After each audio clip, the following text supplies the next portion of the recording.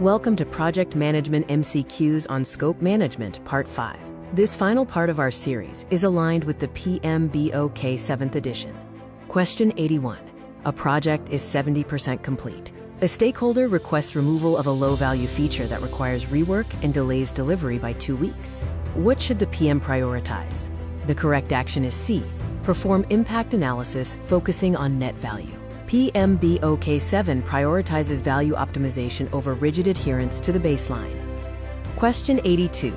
A team delivers features meeting requirements, but executive leadership questions the ROI. This indicates failure in. The correct answer is B. Benefits mapping to scope. Requirements were met, but the connection between deliverables and expected benefits was insufficient. Question 83. In a complex ecosystem project, a minor scope change indirectly affects 3 integrated systems, which the PM overlooked. Which principle was underapplied? The correct answer is C. Systems thinking. Recognizing interdependencies and integrated systems is key to this domain. Question 84. A predictive project has 0 change requests during execution. Which statement is most accurate? The most accurate statement is C. Potential hidden scope avoidance. In real projects, 0 changes often signals suppression or avoidance of necessary change. Question 85.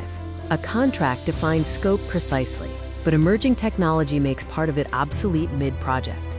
What is the best action? The best action is B. Initiate renegotiation aligned with value. Governance and value optimization outweigh rigid contract compliance. Question 86. Which scenario best represents gold plating in adaptive environments? The best representation is B.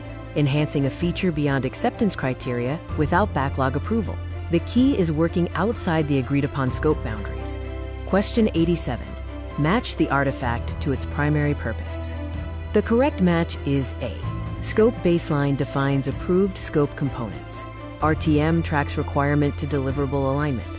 Definition of done ensures increment completeness, and the changelog records approved and rejected changes.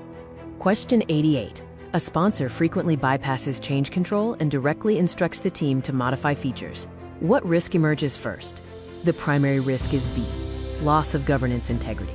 A governance breakdown precedes any financial or schedule impact. Question 89. A project manager tailors scope documentation to reduce bureaucracy, but stakeholders later claim lack of clarity. What was most likely missing? The missing element was B. Tailoring justification documentation. Tailoring must be documented and justified to maintain transparency. Question 90. Which action best protects scope integrity in multi-vendor programs? The best action is B.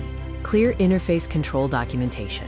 Defined interface boundaries are essential to prevent scope overlap and conflict between vendors. Question 91. A change improves value but increases complexity risk significantly. The PM should C. Conduct integrated risk-value trade-off analysis. Decision-making requires balancing both value and associated risks. Question 92. Match the scenario to the most relevant PMBOK 7 principle. The correct answer is A. The principles must be correctly matched to the given scenarios. Question 93. A stakeholder signs off deliverables but later claims misunderstanding of scope boundaries. This indicates failure in. B. Stakeholder engagement and communication clarity. Formal approval does not guarantee true understanding. Question 94. In complex environments, which is most dangerous? The most dangerous choice is C. Ignoring weak interdependencies. Undetected system effects can severely impact projects. Question 95.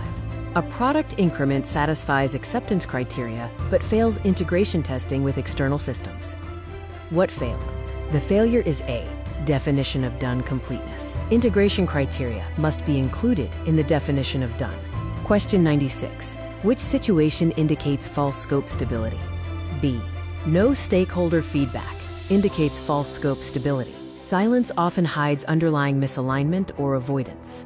Question 97. Scope change frequency increases due to evolving strategy. What is the best structural response?